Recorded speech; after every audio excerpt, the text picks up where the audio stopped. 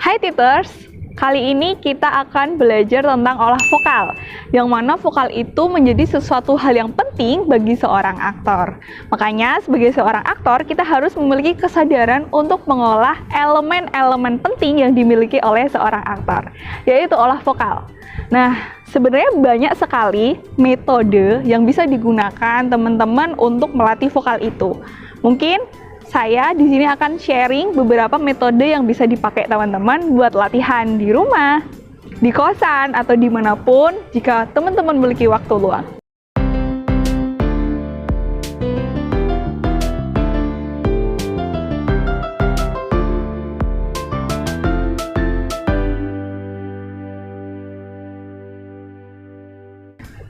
Pertama, jika memang teman-teman meluangkan waktu untuk melatih vokal teman-teman bisa menggunakan pakaian latihan seperti kaos, atau kolor, atau kulot, atau celana silat, pokoknya yang nyaman.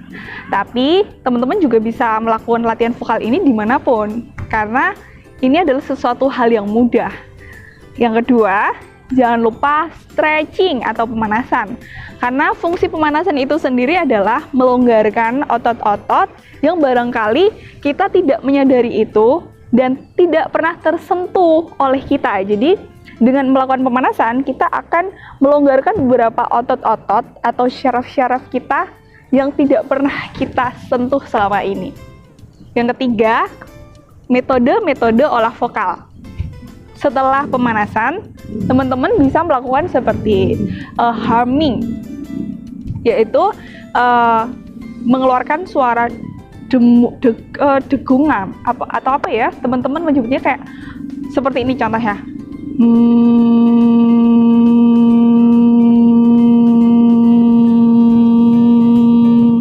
Itu dilakukan secara berulang-ulang dengan pernafasan yang benar. Dan fungsi dari pemanasan ini adalah membuka kerongkongan itu sendiri.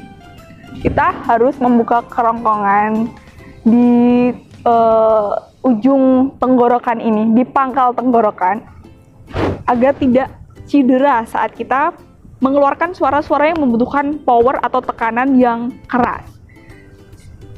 Kita ulangi sekali lagi ya.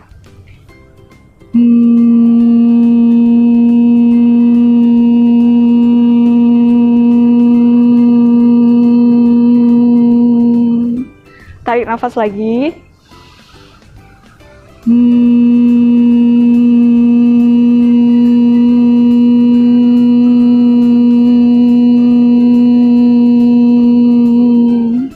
Sampai habis dan lakukan berulang-ulang sampai teman-teman merasa di sini itu longgar, atau ketika teman-teman melakukan humming itu di area hidung ini terasa gatal dan di sini bergetar dan di sini bergetar.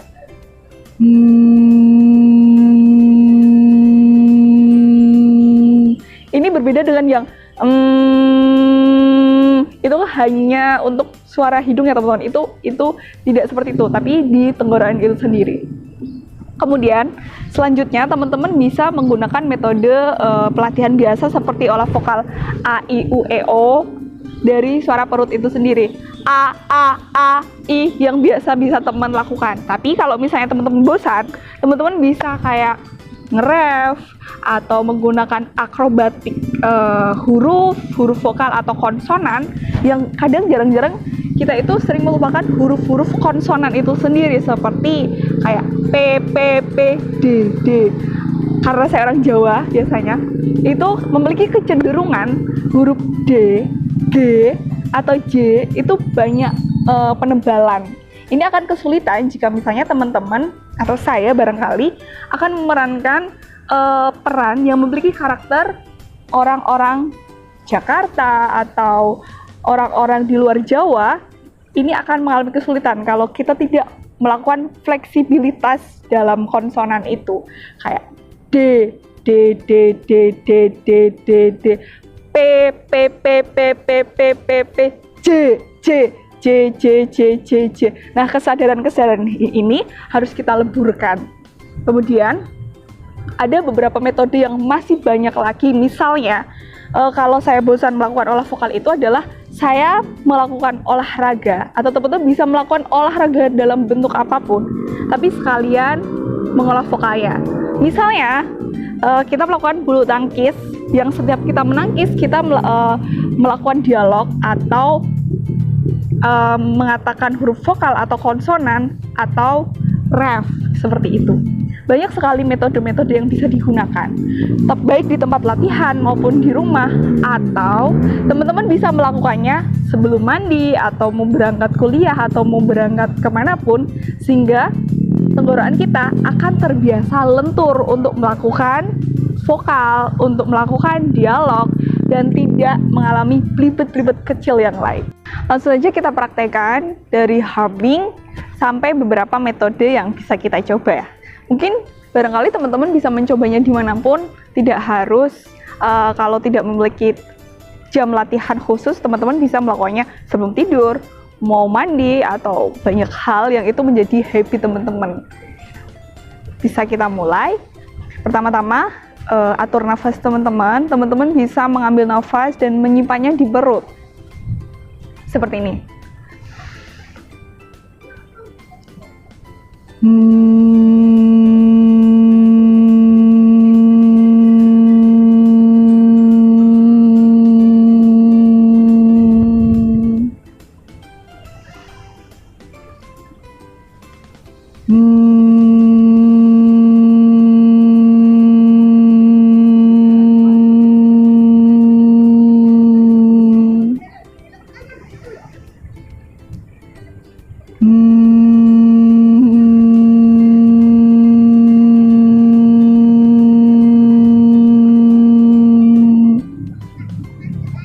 Kalau sudah agak longgar, teman-teman bisa membuka rahang teman-teman. Tidak harus langsung lebar ya, karena kadang kalau teman-teman tidak maksimal melakukan pemanasan, ini akan sering cedera. Seperti yang sudah saya alami. Di sini di sebelah kanan rahang saya itu agak cedera, jadi mungkin barangkali saya akan mencontohkannya tidak maksimal ya teman-teman. Teman-teman bisa mencobanya sendiri. Jadi seperti ini. Tarik nafas dulu.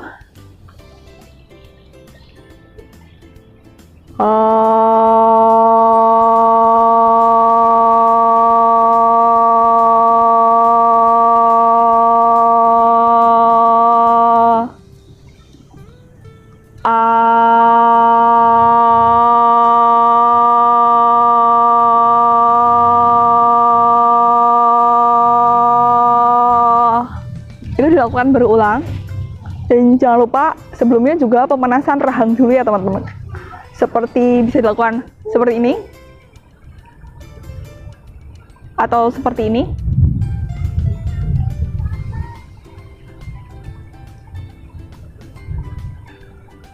Itu bisa dilakukan. Kemudian setelah itu teman-teman bisa mengolah vokal a, i, u, e, o nya seperti biasa, tetap dengan menggunakan suara perut. Kenapa selalu suara perut? Agar teman-teman memiliki power yang maksimal, kemudian suara itu tidak cepat habis. Karena biasanya kalau teman-teman menggunakan suara tenggorokan, itu akan cepat habis atau terkadang luka tenggorokannya. Seperti itu. Saya kita coba ya dari huruf vokal, misalnya kayak a, atau i, u,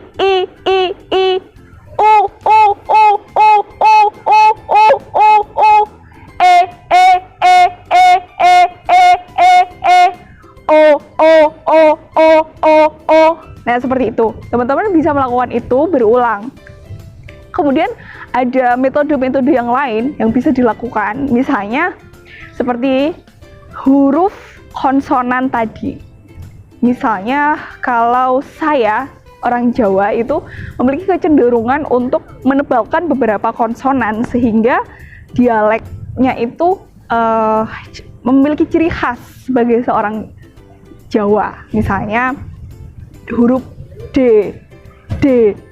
Kalau ini tidak kita latih untuk fleksibilitas ya, kita akan memiliki kecenderungan untuk tidak lentur memproduksi dialektika itu. Misalnya D ya teman-teman, kita bisa, atau B, habis A vokal habis B. B.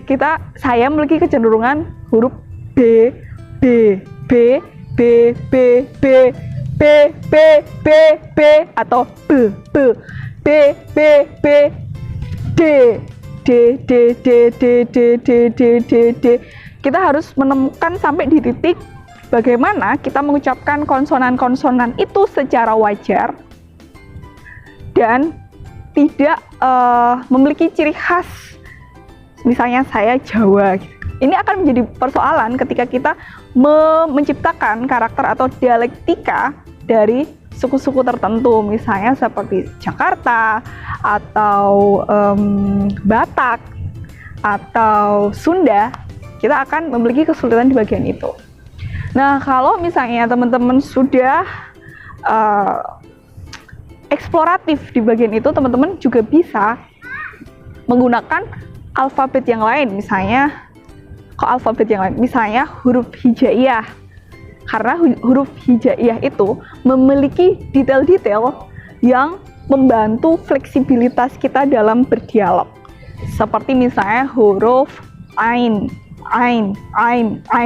Nah, ini ada beberapa dialog yang bisa kita ekspor di huruf-huruf hijaiyah itu dari alif sampai selesai.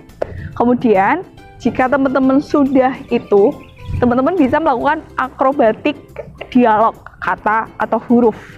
Misalnya dalam satu nafas, teman-teman bisa menghabiskan beberapa huruf atau beberapa dialog atau beberapa paragraf barangkali kalau teman-teman kuat. Tapi ya kita coba, misalnya dalam satu kalimat kita bisa. Ini fungsi dari latihan ini adalah mengurangi kebelibetan itu sendiri. Biasanya kan aktor itu suka belibet dialognya. Misalnya saya mengambil satu dialog dari naskah Balada Sumarah. Kita coba dalam satu nafas kita habis berapa kata atau bisa merapal berapa kalimat.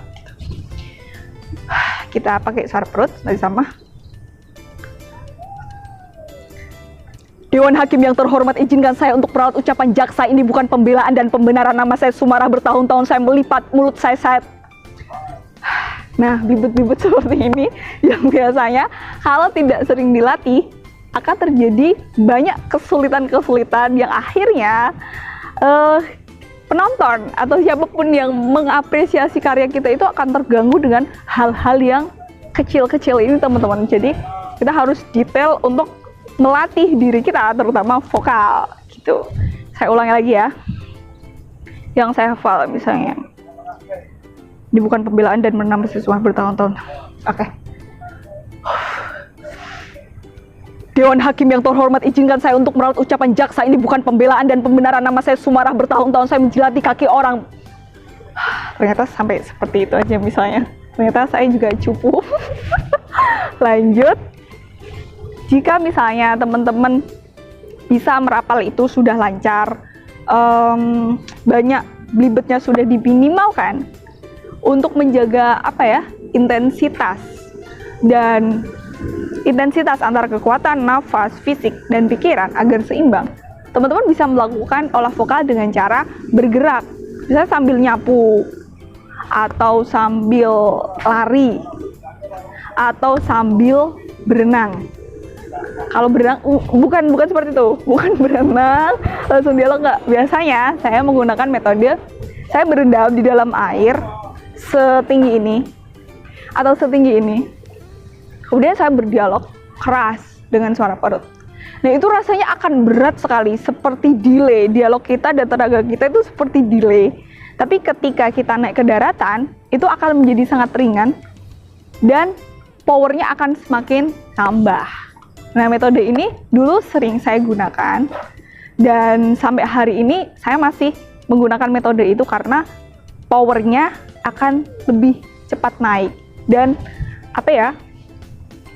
kita memiliki waktu latihan di air itu, kita bisa mengendalikan kondisi kedinginan kita, deredeknya kita di air, kemudian nafas yang agak berat karena kita kungkum di air segini, kemudian pengendalian kita tentang artikulasi yang tetap jelas tapi juga powernya kencang. Seperti itu teman-teman. Kemudian metode yang lain yang bisa teman-teman coba, misalnya olahraga. Bisa teman-teman sambil skateboard, kemudian dialog, kemudian sambil basket, sambil dialog, kemudian sambil kasti, atau jangan kasti lah, misalnya kayak bulu tangkis, itu sangat bisa. Dulu saya pernah menggunakan metode bulu tangkis sambil dialog antar tokoh, karena dialog